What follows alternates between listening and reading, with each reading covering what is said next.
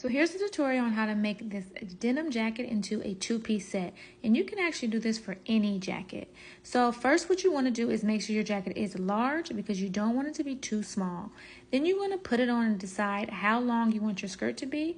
And then you're going to cut it right in that area. Now this may have a jacket that's very, very cropped, but that's okay. It's still going to be cute.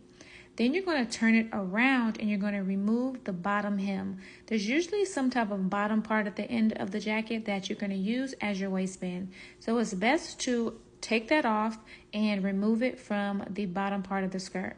So what I like to do is put it on and decide how tight and fitted I want it around the waist. So this is why you need to have it the right size.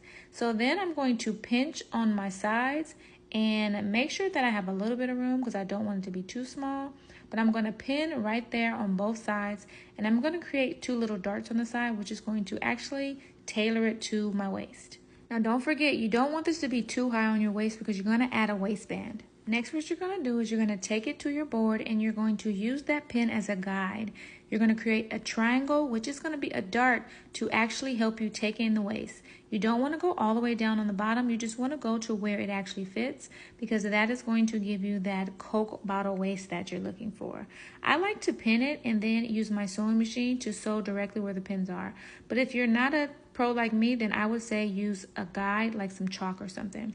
Then you're going to put your waistband around your waist and decide how fitted you want it to be. Again, do not do this too small. Add about an inch so that when you sew it, you have some seam allowance. So this is where I decided I want to cut it, and I'm going to cut it with a little bit of a seam allowance because you're going to have to open that up and stitch those together and fold it back to create a waistband. Now, depending on how your waistband ends, this technique may differ. So I like to open it up and stitch together. It'll just give it more of a seamless look and looks like it's supposed to be like that. It doesn't necessarily have to match up, but that's okay. This is a DIY project.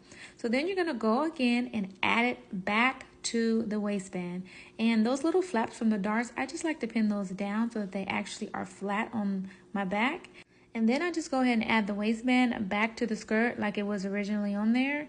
And I pin it down and stitch it right back on.